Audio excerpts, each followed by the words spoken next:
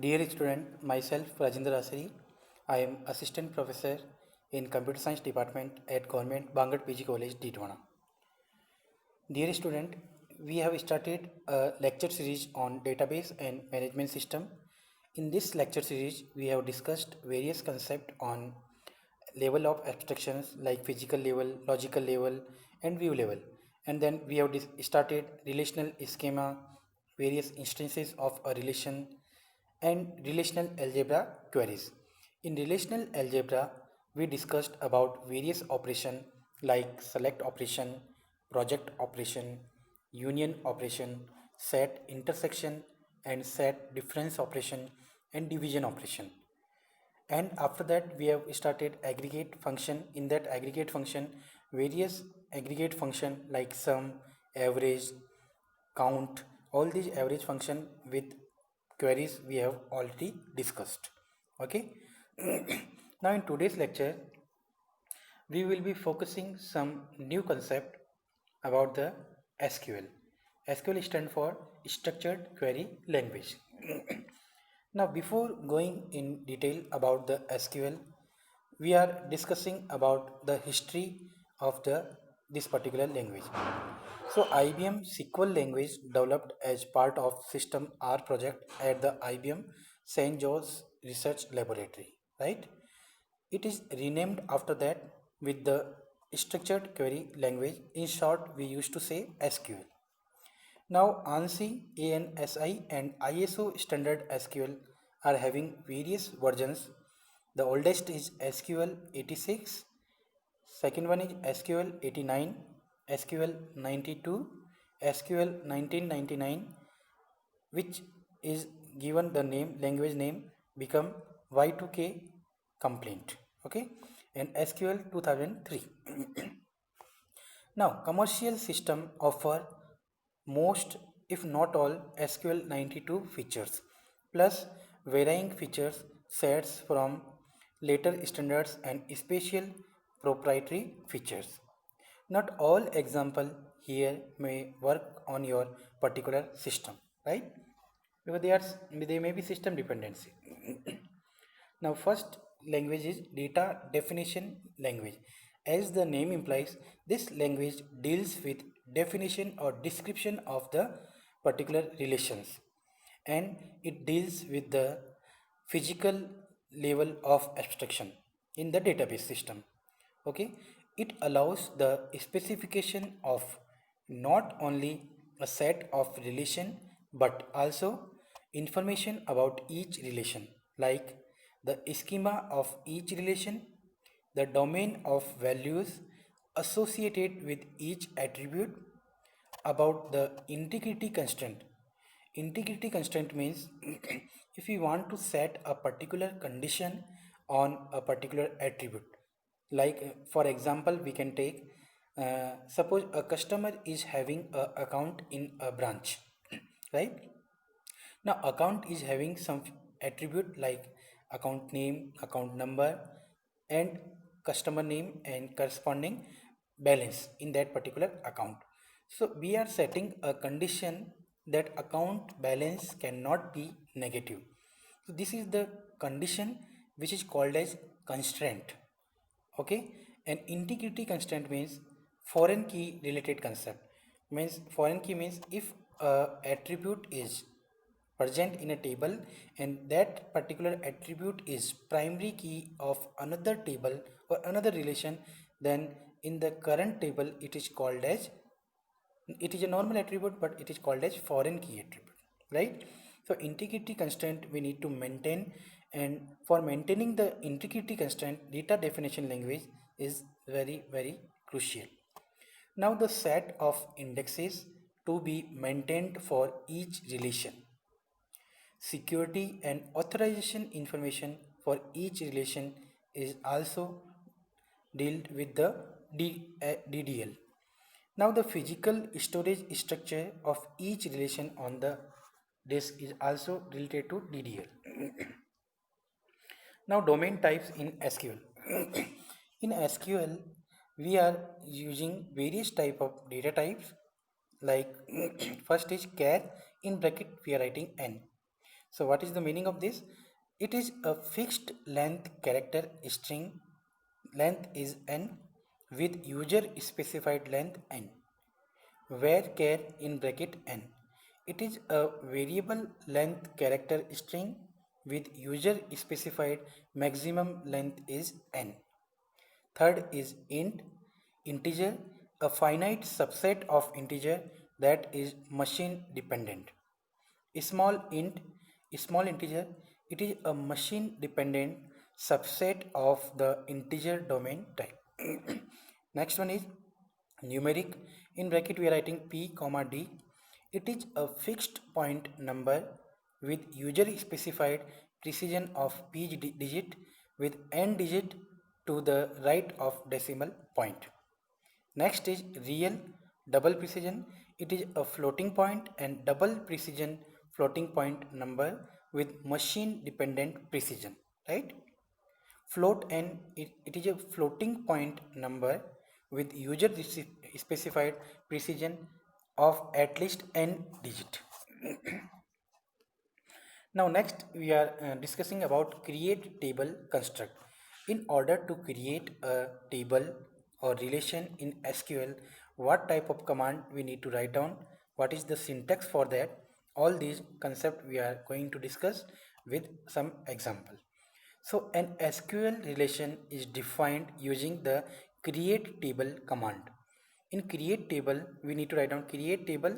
After that relation name, in bracket we need to write down attribute name, then data type name, attribute second, data type second, and this.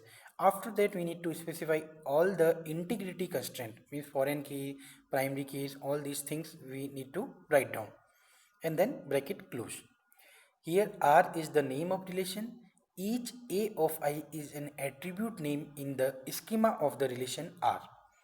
D of I is the data type of values in the domain of attribute A of I. Some example is written here.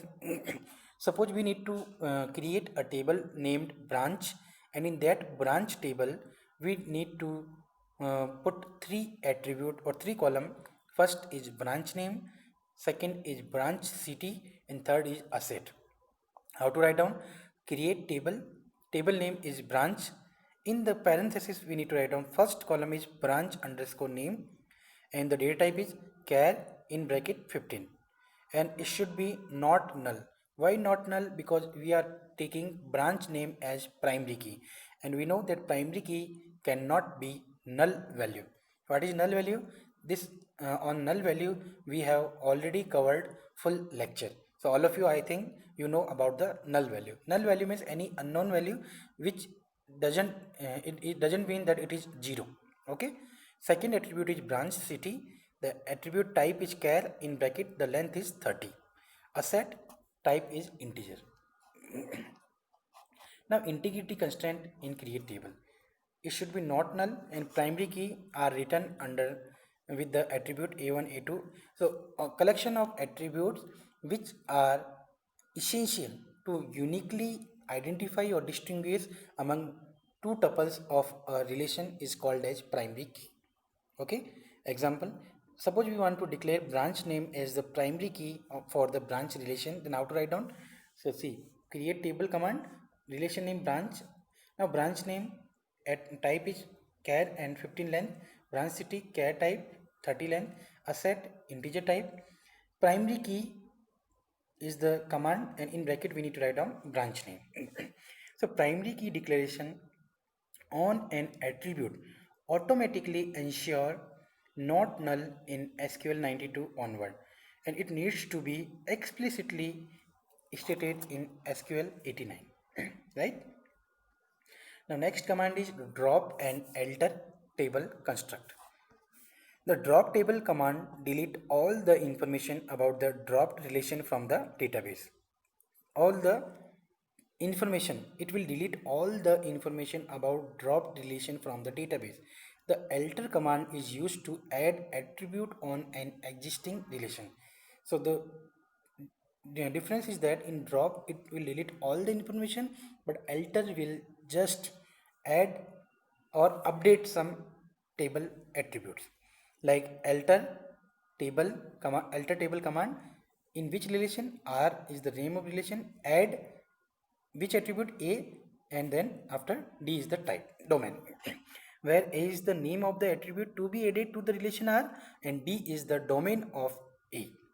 All tuples in the relation are assigned null as the value for the new attribute, right? The alter table command can also be used to drop attribute of a relation. Means with the help of alter table command, we can drop the table attribute also.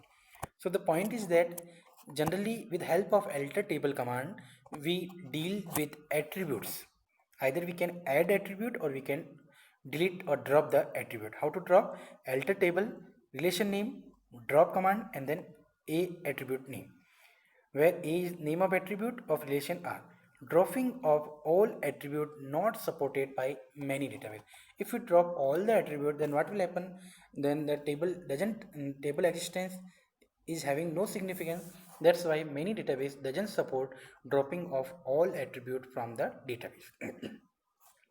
Now, basic query structure. SQL is based on set and relational operation with certain modification and enhancement. A typical SQL query has the form select command. In select, we need to write down all the attribute which we want them to present in the final output from all the relation name from where we want to fetch the information, where the condition P is the predicate. So this query is equivalent to like pi and all the columns, and in bracket we need to write down sigma, suppose r equals r, all the relation name. So this query is equivalent to relational algebra expression which we have written here. Now the result of an SQL query is a relation. Very important point. Every SQL query is further resulted into a relation. So when we put some condition on a particular, we can say database SQL query, then it will result and it will give the final, we can say, a relation. So in that relation, we are having various tuples and various columns. Corresponding to column, in every tuple there will be some value, all the required value. So again I am summarizing the today's lecture. We have started with data definition language. Data definition language generally deal with physical level of abstraction. In this, we will deal with all the integrity constraint, all the security and authorization information, and information related to physical storage of each relation on the disk. And it will define the structure of the schema. Structure means how many number of attribute will be there, how many rows are there at a time. So all these things, schema related things, set of relation are related under this category, or specification related to all the relation are comes under this category. Now domain types can be of various type like character, variable character type, integer type, small int type, numeric type, real and double precision type, or float type. After that we discussed create table construct. In create table we need to write down command create table, name of the relation which we want to give, and in bracket we need to define the column name, okay, all the column name or attribute name with their domain value. Now one more thing we can do in create table construct is adding the integrity constraint.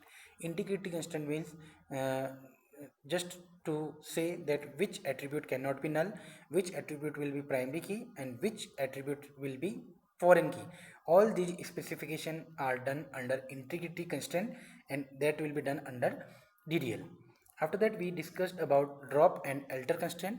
In drop, all the when we use drop table command, it will delete all the information about dropped relation, but in alter command it will just modify the table structure, not contain table structure. Table structure means we can add some new attribute or we can drop some existing attribute.